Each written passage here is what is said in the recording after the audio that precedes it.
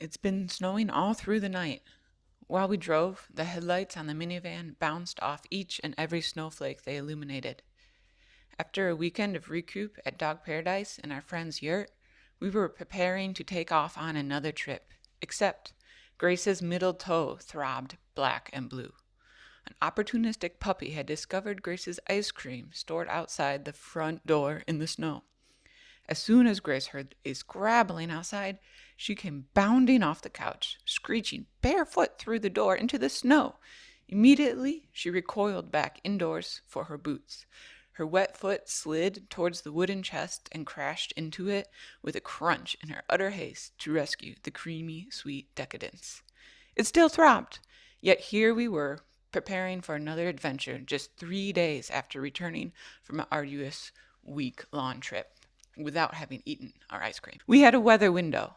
If we wanted to get outside and explore more in the Yukon, this was our chance. There was a few days of temperatures that were not absolutely frigid.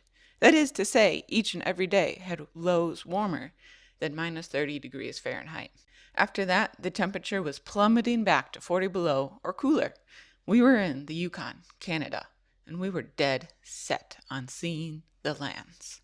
Grace assured me this trip would be sleeping in cabins. We wouldn't be sleeping in the tent the next few days. I wouldn't get in the usual daily morning trouble of brushing the inner tent with my fur coat, unleashing the night's thick condensation onto Grace's growling morning face. There were wood stoves in each cabin.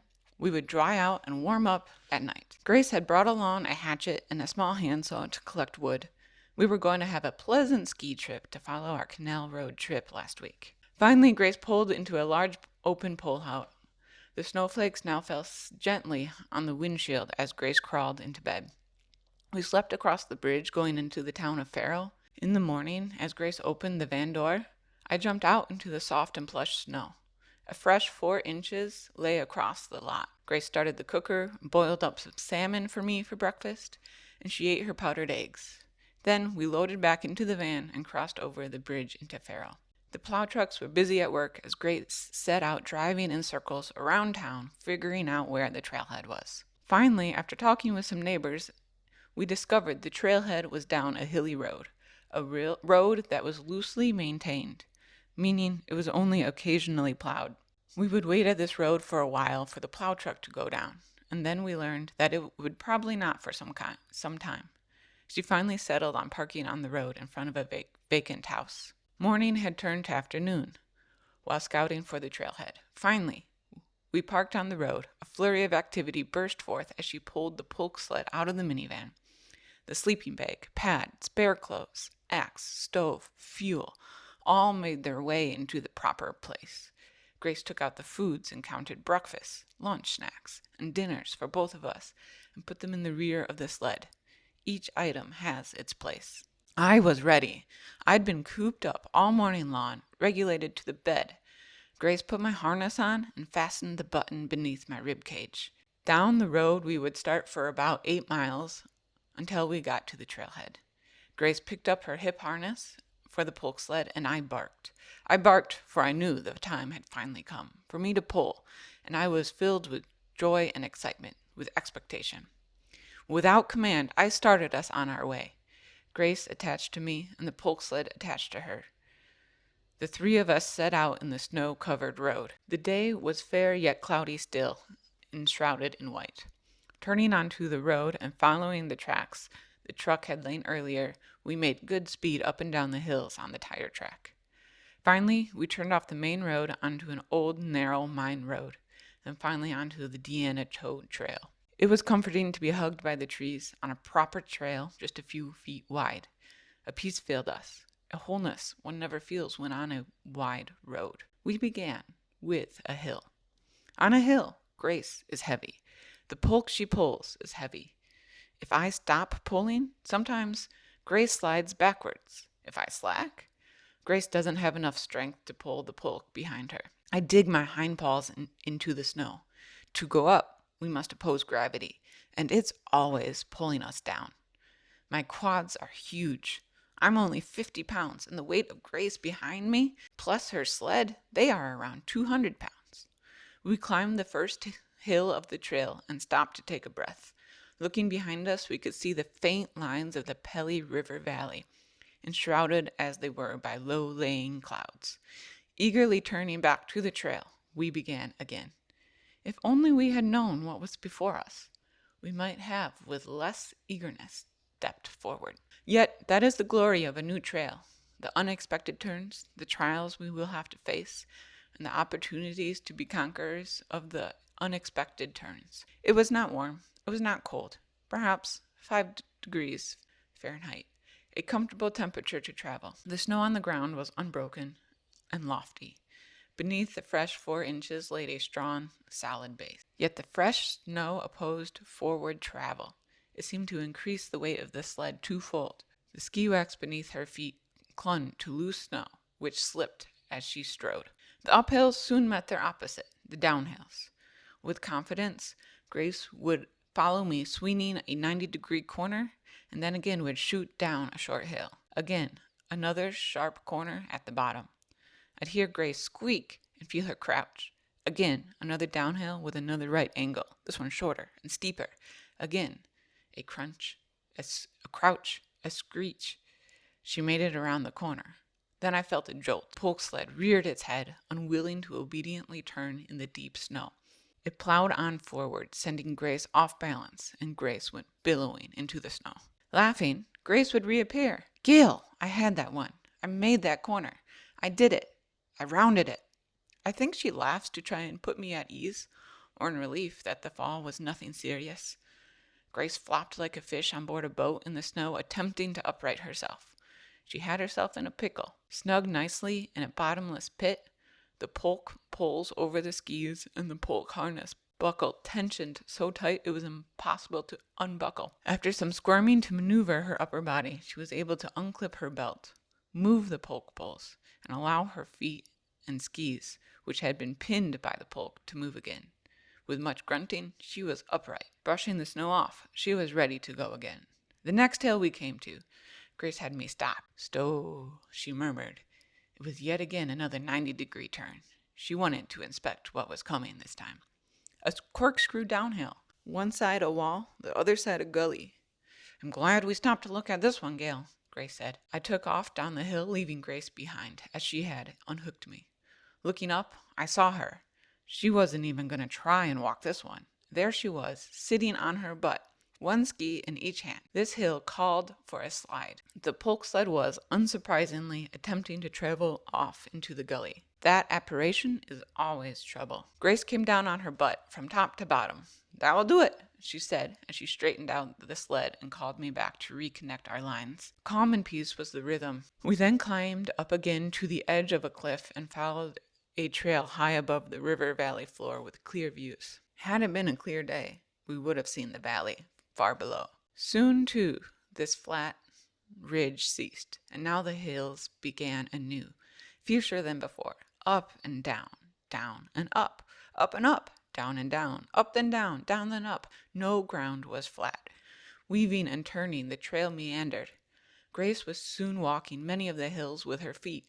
She had been vanquished too many times, attempting to climb up too steep a hill with her skis on, and being pulled back down by her sled. With the fresh snow depth, her inability to get a good grip, and vertical steepness of the hills, I could not pull her up, and she could not get enough grip, even with her kicker skins on her skis, to climb up the hills. On some of the steeper hills, she even let me loose as she climbed them herself. She wasn't able to keep up with me. She'd unhitch me and step at her own pace. I'd oversee her progress. Left step, right step, pause, breathe. Left step, right step, pause, breathe. 1, 2. Her heart rate was that of a sprinter. Her speed, that of a rock rolling upstream. Over and over, through all the hills, our muscles expanded, pushed. Our hearts pumped voraciously, hungry for oxygen, unable to consume what we desired. Slow and powerful was our progress, for power was required for each uphill. As soon as we got over one, we dropped down and began our climb again. Grace was slowing down. This first cabin was not even far, just 16 miles or so from the car. Yet, even though we had top-notch muscles for climbing, just coming off Canal Road, infamous for its rolling terrain, our muscles ached for the intensity of the climbing was more than our muscles could handle. It was snowing again, white, delicate flakes landing all over our bodies. Finally, thoughts started to come of dropping off before the cabin, of setting up camp right here on the trail, cozy in the sleeping bag. We were tired. Yet, putting a picture of the cabin with a wood stove in our head, then contrasting that with getting out of the sleeping bag in the morning, gave us the willpower to continue on. A few more hills, another break for water and trail mix. A few more hills, a break to pee.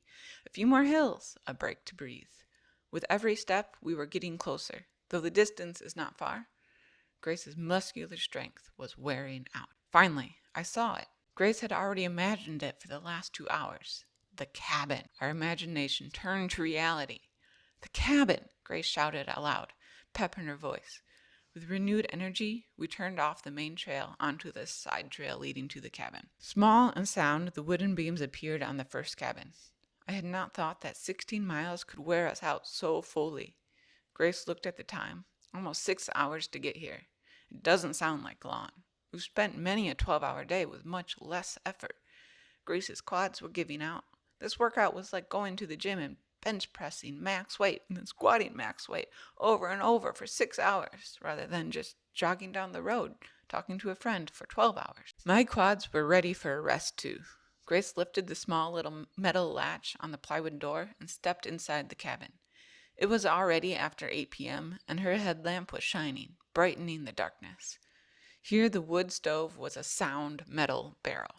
A simple table in the middle of the room, a bunk, and 2 more benches fit for sleeping on. With practiced efficiency, she emptied the sled of the contents into the cabin and grabbed the handsaw, ready to go gather wood. We would be warm tonight. Yet, as she readied her empty sled, she noticed me sniffing around at the back of the cabin, and with her skis she went on scouting out back. There, laying covered in snow against the back of the cabin, was a decent amount of wood, cut and split, ready to be used. Grace rejoiced. We could start a fire with this wood. We would start a fire immediately, and we did start a crackling fire. The chores were not finished, though. The cooker was started so Grace could immediately start melting snow into water for my meal. I always get fed first, although it takes a long time at that. I have to wait for the cooker to get connected, primed, and for the snow to be turned to water. Then, my frozen meal meat, beef tonight, is hacked to pieces, placed in a pot, and hot water is poured into it on the burner. It sits there for way too long, becoming unthawed. Then Grace adds the kibble and mixes it all together, adds some more snow to cool it off, and then I'm finally called over and told to eat. I'm always voracious in the evening. After that, the wood stove was burning hot, and the rest of the water could be melted on that stove. Grace continued to make trips outside for snow to melt. She inflated her bed, prepared her meal of ramen, noodles, and sausage, took off her boots, and then set them above the fire to dry. Finally, the water pot was full of water. Wood kindling was made for the morning fire. Both our bellies were full, and the lights were shut off. We went to sleep. Sleep is wonderful. Morning came with its sunrise. Grace rose with a ruckus, with groaning as her muscles were activated. The fire was started again, and the wood stove came alive. I ate some salmon and kibble. Grace ate her powdered eggs and drank coffee. Then, again, she drank another coffee. Just 7 kilometers to the next cabin, Gale. Surely we can manage that. Outside, a couple fresh inches of snow had fallen again. Our ski tracks from the day before had all but disappeared, just faint traces that we had come this way, even though we had left a decent imprint blazing the trail the day before. With no hurry, we started on the trail shortly before noon. There's a total of 4 cabins along the 68-kilometer trail. We didn't make a plan. We just set out to see the land and stay at whichever cabins we could get to. Again, we had to plow a trail for the polk sled to follow us from cabin 1 to cabin 2. Just traveling these 7 kilometers took us 2.5 hours. On arrival, Grace dropped the polk sled and picked up her backpack. She was not done yet. What was this maniac doing? We were going onwards, scouting up the trail beyond the second cabin with just her backpack. Departing the second cabin, we had to scout out where the outgoing trail was. When it was found, it was covered with at least 12 inches of fresh snow. It was deep. The local trapper from Faro sets a trail to the second cabin, then he turns around. It looked like nobody had been past this cabin in a while. Good thing we left the poke sled at the second cabin.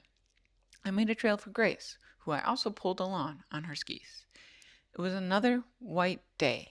On this long, deep trail, the boughs of spruce and birch bent, often barring the way. We were deep in the woods, with tall trees towering above us. I'd duck under spruce, and Grace would come to a halt, shake the tree, and release the tree from its burden of snow. Sometimes she could duck under, and the snow would come falling down on her, or on us. We both became white and soaked, the heat of our bodies melting the snow which fell upon our bodies. It wasn't that warm out. It's just that our bodies were radiating heat. We were stoked furnaces, with the physical effort of breaking the trail. After another 2 hours, we turned around and got back to camp in half the time. Having a broken out trail makes a big difference. In the evening, Grace leaned over the creek and collected water from the flowing stream. It's delightful not to drink water with spruce needles and pine and tree pieces.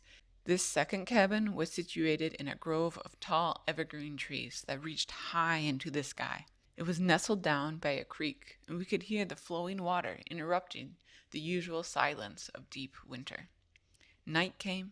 We drank and ate and went to sleep. Outside, I kept hearing noises. Thump, bump, thump, rump. Grace got out of bed, looked out the windows, and went back to bed. Grace got back up and looked out the door for any visitors. Thump, thump. It wasn't until the morning I finally put it together.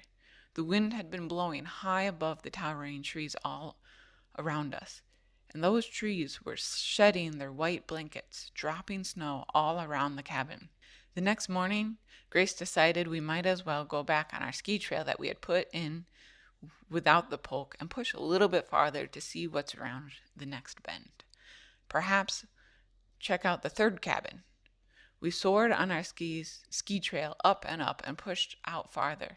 Soon we were in a swamp with spindly spruce, and Grace decided to turn around and head back. So I turned around happily, eager not to be blazing a deep trail anymore. Down we soared back to cabin 2. Stopped to have a snack and fill our water bottles one last time from the creek. Then Grace started to load the sled, and it seemed she decided to head back to cabin 1. It shouldn't take us long, she said, since we just put the trail in. It's only 7 kilometers back to cabin 1. The first thing we did was climb a short hill. Yet, that hill we had came in upon was filled afresh with snow. As we rose higher, the trail was filled with even more snow. The wind that was thumping overnight had also been blowing snow onto this trail. And as we got higher, we got on the ridge trail, which was more exposed. Grace promised that this would be a quick trip back to cabin 1. Yet the sled seemed heavier than on our way out. It seemed to claw at the ground and resist movement. The hills had grown overnight, vertical and steep. There was no sign that we had traveled this way just the day before. My paw prints were gone. Only 7 kilometers. How fast does water boil when you're staring at it? Very slowly. Time slowed down for us here too. It took us 3 hours, not more than an extra hour from when we had come this way. Yet our expectation for a quick and easy 4.5-mile run was upset. We can run 4.5 miles in half an hour on a straight, flat, glide-alicious trail. How could it be that this took us upwards of 3 hours? With this thoughts of the return ski back to Faro began to haunt Grace. The effort that went into skiing 4.5 miles required every muscle to beat at full power. Grace's heart was beating at 180 beats per minute to get up these hills, and I could see Grace was brewing a crazy thought. When we got back to the cabin, Grace dropped her poke sled and threw the contents inside. She picked up her backpack and said, "Gail, it's 7:30 in the evening. If we want to ski out of here tomorrow without dying, without our hearts bursting out of our chest, we need to set a trail." Grace loaded her backpack into the otherwise empty sled and hooked herself up. Just a short ways, an hour or two, and we were off again. Grace seemed to fly without the poke. She was light of foot. She bursted with energy, and I met that vigor. We soared down the trail. Up the hills we flew, and around each and every downhill we soared, bending down the trail like water down a river. There was no tree that got in our way. The hills cowered as we met them. With glee and glamour, Grace followed my lead. She seemed to be laughing, giggling as she rushed down the hills, and roaring as she climbed back up. She was acting quite strange. Finally, we came to a steep downhill. Grace looked at her watch. She said, "It's time to head back, but I'm having so much fun. Let's just go a little bit farther." Grace slid down while I waited at the bottom, and over countless hills we soared until we got to the flat valley. Grace asked me, "Well, should we turn around now?" "Nah. If we lay a trail through here, it will help us on our exit tomorrow." Eventually, we got back to the initial hilly section. If we turn back now, we'll not have a trail here either. So on and on we went until we went over every major hill. We went on and on until we got back to where the trail just about connected with the mine road. It was good and dark now, well past headlight hour. Delighted to have made such a trail, we turned around to go back to the cabin. It was now past 9 p.m. as we turned to return. We'd make even quicker time now that we had a brand new trail. We went down and around the hills, and in the flat valley, I heard a thump. Grace craned her neck back to see what it was. Probably just snow falling off a tree again. We continued on, yet as suddenly as Grace's energy had burst forth, with that same suddenness, Grace crashed. Not into a tree, not into the snow, not onto the trail. No, she just crashed in the middle of the trail standing up. Her legs wouldn't move anymore. She no longer could climb the hills.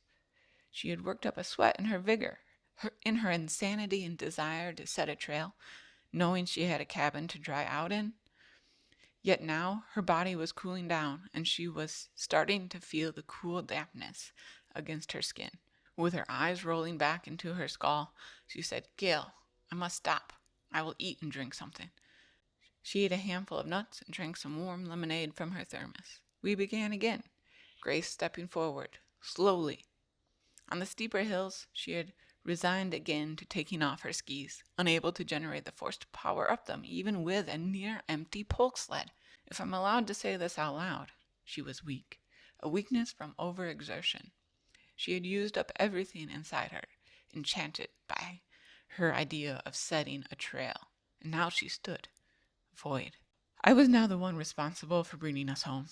I didn't want to sleep in the snow. I knew the cabin was still 2 miles out, 2 miles without a single flat step. There was nothing in our sled but our backpack, our sleeping bag, and food was all in the cabin. We weren't going to sleep here in the snow. If Grace slept in the snow, it would be her final resting ground, covered in sweat as she is. A pleasant place to lay and sleep, no doubt, forever watched by the towering trees and animals of the woods. Yet I wanted to lie and sleep by the fire. I wanted a good, big supper. I wanted to keep on running. As Grace looked vacantly from left to right, stopping to breathe, I barked my command. "Move, move, and do not stop." She looked at me, her eyes narrowing and head straightening out from being tilted to the side. As if coming out of a daze, she took a step forward. I barked and pulled her, and she followed slowly, her heart rate rising and falling with the hills. I tugged her onwards. While the miles were short, the steps were many. As we climbed up the Empire State Building, down the Eiffel Tower, and over Mount Everest, I kept on my tug, adamant on getting back with a bit more speed than Grace was moving. She followed, slowly, with body cool now and the clammy feeling between her and her clothes. With a mile to go, Grace stopped. She pulled out her GPS. She looked at what I already knew. 1 mile left, she murmured. How can it be that we traveled so far from the cabin and that we haven't gotten back to it yet? 1 mile to stay alive through the night. That is all we must do. Of course, you silly girl, I barked. What mood has shrouded your judgment? Let's keep moving back to the cabin, where the kindling is already made inside the wood stove, where all you must do is strike a match and warmth enshroud you. Grace said, I am warm. I am warm. I barked again. She's losing it. Let's get moving. Grace looked back to me and nodded her head. Yes, Master Gale. You lead and I will follow. And then we set forward again. I pulled with all my might. I tugged her up those hills with my massive quads. I dug my hind feet deep into the snow and heaved her around the bends. She followed, letting routine and habit carry her forward. We did not stop now. Grace's eyes had ceased staring for the cabin which never appeared. She had already bore her eyes out looking for it too early. Now she looked at my tail and my legs, which pulled her forward. And then suddenly, there the cabin was, patiently waiting for us, right where it had been when we left it. It hadn't moved or jumped off the cliff. It hadn't ran away. It stood there, awaiting our return. I brought Grace right to the front door, where Grace had now a smile on her face. Relief. She dropped the poke sled, went back and pulled out the backpack.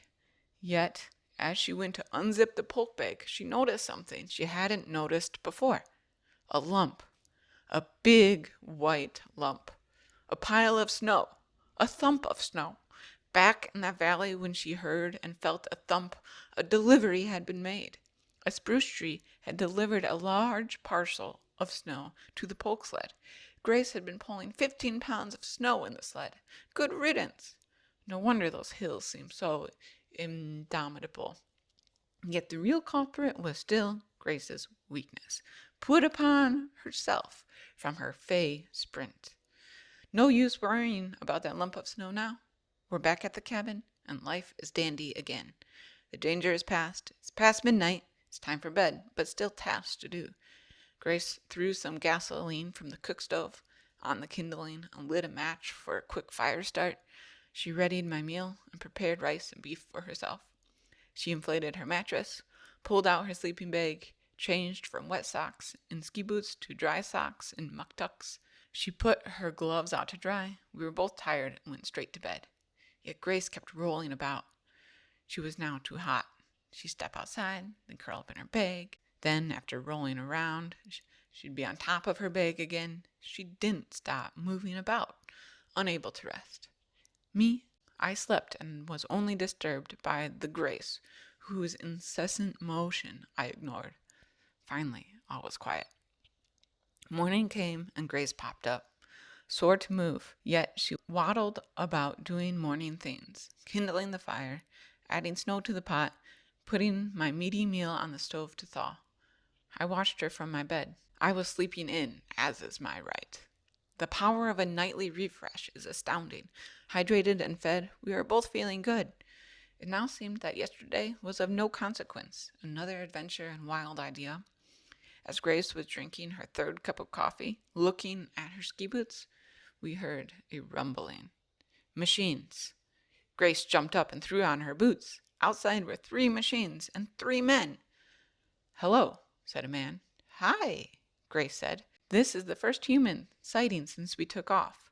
There has been no travel on this trail since we started. Yet I had seen signs of a trapper and his trap right off the trail, so I wasn't surprised to see someone.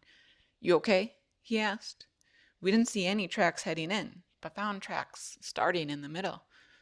Grace replied, "Yeah, I was concerned my heart would give out had I to pull my poke sled through all that unbroken snow on the way back. So last night I went out and set a trail for myself." "Wow, you're tough. Is your dog okay?" he asked. "I have some traps right along the trail. I was really concerned until I got here and saw your dog running around." Grace replied, "Yeah, Gail saw the traps. She ignored them. I whistled her by. I could smell the bait too." "Want me to take them down?" he asked. "There's a foot snare beneath the head snare." "No," Grace replied. "Gail wasn't interested in them. We passed them by without a problem earlier. Leave them up." "Okay, we're headed out to cabin 2, then we'll round back. Want me to haul your poke back for you?" "No," Grace astoundingly replied. "I'll get a start, and we'll wave you down if we have any issues on my way back. I'm getting packed up, then I'll leave here soon." With that, they left. Grace hurried now, wanting to get on the trail and see how well she could haul her poke again. I think she held on to an inkling of a thought, that perhaps she might throw our gear in the empty trailer they were hauling behind their snow machines. Yet, once we hit the trail, we powered up those hills. Again, the night had refreshed both our muscles, and with full bellies and the sun high in the sky, the obstacles didn't seem so ominous as they had in the darkness of the night. We've learned not to complain to ourselves of the hills. We look at them and let them exist. Grumbling does not diminish their size, although Grace does indeed grumble about having to take off her skis when she has to walk. Yet, on this morning, she didn't have to walk. The packed snow from the machines allowed her to get a grip on her skis. This combined with my raw strength and my max effort from her pectoral muscles pushing against the surface with her ski poles, we were able to get up the hills. The convenience of a packed trail cannot be underestimated. Even I was amazed at how much easier the trail was to travel on. It was our easiest day of travel pulling the polk. Admittedly, the prior days had all been very, very strenuous, so it wasn't easy, but more like manageable. This day, Grace did not even have the thought of sleeping in the snow. In fact, those very thoughts were alien. That she had even thought those thoughts seemed odd. Travel on the packed trail was pleasant. My paws get a better grip, the skis can cling to the snow better, the polk has less resistance. The snow that had fallen at cool temperatures, it was a dry snow, not glide-delicious, yet the snow hadn't been pulverized completely by the wind, protected by the trees. The snow maintained some surface which we could glide over, albeit slowly. The snow machiners came up behind us as we were heading over the last of the first major hilly section. We finished climbing the hill we were on, and then Grace hawed me off to the left side as we got ourselves off the trail on a downhill, allowing them to pass. We waved, and they disappeared into the distance, the rumbling fading back to silence. I climbed up again to an exposed ridge where the wind had hit hard, and the trail too was hard. It was pretty up there on the river valley, still masked in clouds. Then we were dropping back down and entered the flat valley, where the thump of snow had joined our sled the night before. We moved right along. After we got back to the next hilly section, Grace was unable to climb those hills anymore. The snow was more loose. It turns out that the snow machine going downhill had packed down the trail. Yet when the snow machines went back up, the snow was churned loose behind them. It felt looser beneath our feet. Grace was slipping. She had to take her skis off and walk those hills.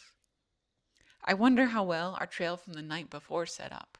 We went to great discomfort and loss of sleep to put in that trail, yet we never saw it. The snow machines being so heavy, they certainly packed it down good for us. After the last of the big hills were over, Grace stopped. She found some fish and dumped them out from a bag. I ate them. Grace had some more nuts and water. While we had only just completed half the mileage to get back, the next section would go faster, being on the roads with a much firmer base of snowpack. On reaching the main road, we were very glad that we had not driven the minivan this way. There had been no vehicle traffic, no plows, and the road was covered with fresh snow beneath wind-blown snow with fresh snow on top. The minivan would have certainly been stuck. We traveled up and down the hills of the road. Then the road became full of water. Water had come over the road, pushed up from the swamps from the new snow load. We got up on the side of the hill and skirted it easily. The minivan would have been very, very stuck. When we got back to town, the city bells rang and the crowds went wild as Grace and Gail quietly skied back into the populated place. All was silent. Unnoticed, we went to our car. It was plugged in. The neighbor I talked to before I left had put an extension cord out to my vehicle. How kind! When we got back to the car, it was 0 degrees Fahrenheit. The entirety of the trip was lows of -20 and highs of 5 Fahrenheit. It was typically around 0 degrees during the day. We never saw the sun. We still had one entire day food store left in the polk sled when we got back. Grace had thought about staying an extra day, but the forecast she had looked at before we departed said it was about to get real cold, and we're glad we got back. As the night fell, the stars came out and the temperature plummeted. The vehicle thermometer showed ... It had bottomed out. That night, it was some -40 to -50 below. Brr, that is cold. But we were not. We were warm, tucked in the cold minivan, and we brought back an immense respect for the pioneers who traveled in the lands of cold temperatures, who always had to set their own trails and didn't have cabins to stay in through the night. They were tough, tougher than I can imagine.